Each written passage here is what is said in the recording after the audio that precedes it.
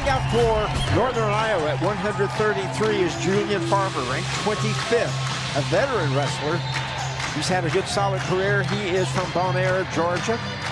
And for Oklahoma State, the freshman has created a lot of buzz. That's Jax Forrest from Johnstown, Pennsylvania. And Farber, 12-4 this season. Forrest officially is 6-0. Still, according to David Taylor, no decision yet on whether he will just wrestle 5 dates and redshirt, or whether he will continue in this spot the rest of the season. This is going to be this is going to have some scrambles in this. Farber's an experienced guy, 2-time national qualifier. He was actually in an at-large bid in 2024. Finished 3rd in the Big 12 last year. So like I said, a senior, so expect some stuff going back and forth, because Farber doesn't mind scrambles either. No, right on the bat, Farber in on the leg. This is flip-flop, and yep. Of course, Forrest trying to get around to the side. He's got a leg, but his right leg is still trapped in a stalemate call. And Farber wasted no time going right to that leg. There's 20 seconds going on this match, right? Somebody's in on the leg, and you're already kind of going back and forth. So expect more of that as this match goes on. Both these guys are so good at scrambling, and as Coach Doug Schwab, I think you'll see a lot of scrambles. He said, I don't want to see any in this match. Yeah, well, he just seen his first one. Got the first one. There's Farber countering off of the Forrest shot. Forrest, though, nonstop back in. A lot of action here early. Yeah, nice little exchange there from both guys. Forrest went for his pat and dump off that pool. Farber did a good job of squaring up on that one. Opening minute. And Farber right back in on the leg. Here comes Forrest, though, reaching through. There's nothing there yet, because there's his 3 points. So from that position, Farber kind of dropped down. Forrest hit a pass by at the same time. But his right leg, I think it wasn't inside yet. That's why the official didn't award 3. But Forrest was able to get around behind him to get those points. The guy has, for being so young, but he's had a lot of course, not just high school experience, but international experience, and national freestyle experience. He seems to know which way to turn every time there's a scramble. He's just got a knack for it. Yeah. You know, and wrestling some of these seasoned guys, you know, here in, you know, folk style NCAA, right? Coach Taylor was talking about, like, teaching him patience, almost like the same thing he was talking to Wyatt about last year. Right, but like I said, he is all gas, man. And he's got some riding time now. He's up to just about to 30 seconds at that point. And pretty intent on riding. Yeah, he's committed to that ride. Good forward pressure. Good pitch there by Farber to get that leg out. Farber's out of there, goes right in for a high crotch. They're both up. It's 3-1. Farber has been very aggressive. He's going after the legs every chance he gets.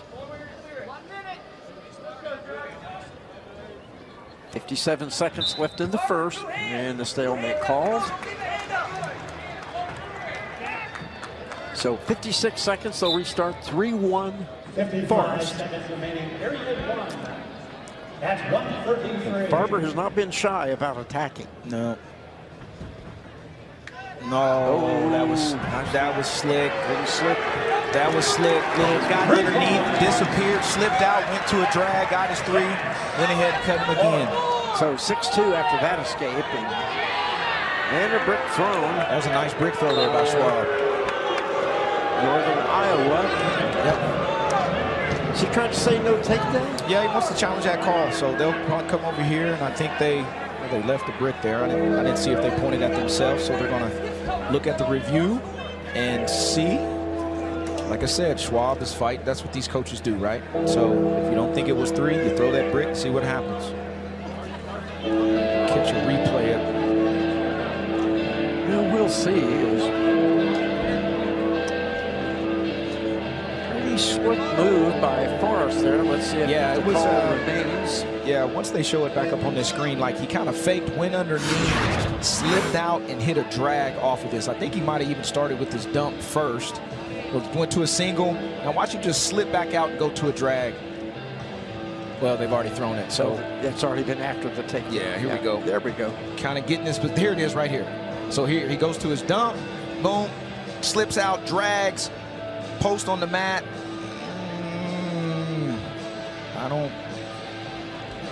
I don't know if they're going to win that challenge.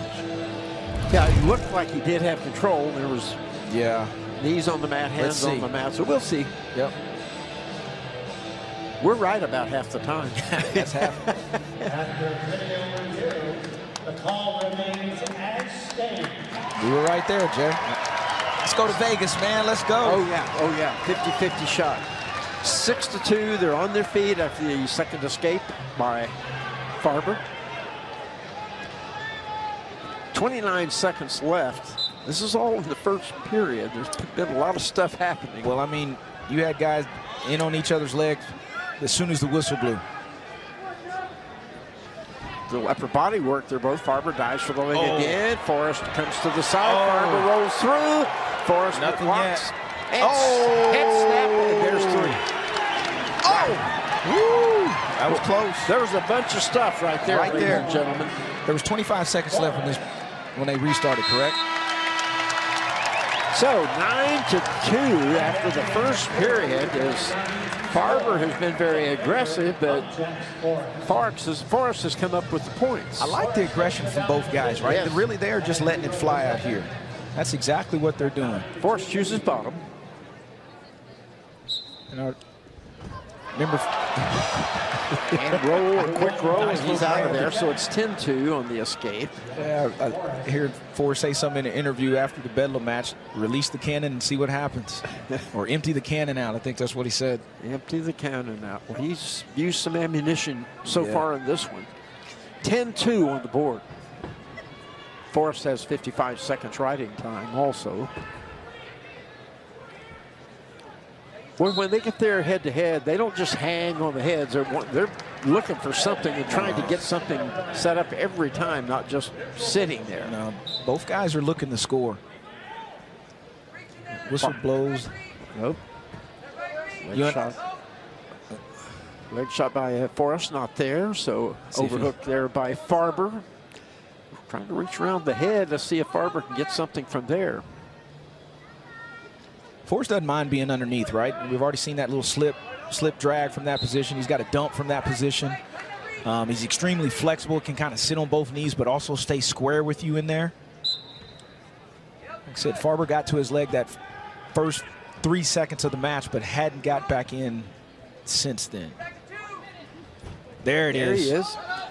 Forrest, though, quickly reacts, grabs the ankle, comes around behind, and tries to squirm on top. Goodness sakes, he's, does he have the cradle? I thought he had the cradle lock momentarily, but I guess not. What's stopping that is where Farber's at right now. Head above the knee, but now he's going to try to put him in danger. But Forrest comes out of it, was definitely in danger for a bit, but he scores another takedown, and it's 13. That's just rolling. This is Forrest's position right here, trying to get that right boot in.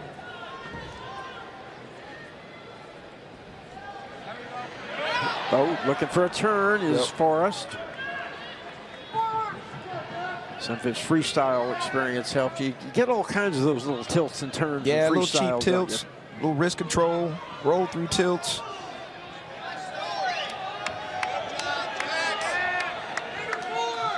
Good period for Forrest right there. Period runs out. The riding time is 1:30. 13-2. Here's a look at that last one. Good shot there by Farber. Nice little go behind, go one way, go the other. Granby roll, settle down. Kind of when the upper body ends up scoring there. Now this was pretty slick right here. Farber was doing a good job right here, but watch Jackson's kind of rolling through, locks in his crotch. He's going to get his head high, knee to his chest, scored that other takedown. So Farber chooses bottom to start the third. Watch out there. He'll try a little bit of everything. Hey, if it presents itself. Farber's out of there. So 13-3. Riding time is up to 1:45 in favor of Forrest. Little 2-on-1 there by Farber. Goes for the leg again. He's got it, but here comes Forrest to the side. That boot's in. See if he's.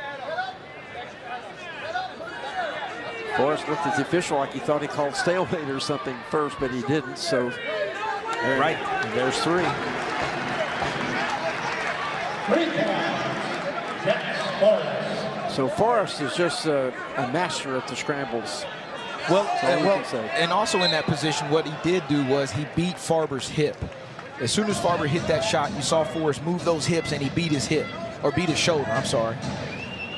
So 16-3 riding time is already just about secured. So in effect, 14-point lead, he could release a takedown and end it with a tech fall if he's able to. Of course, Farber still could score too. He looked over at the corner and gave the optional start sign. Apparently going to release him, and he does. So 16-4 on the board.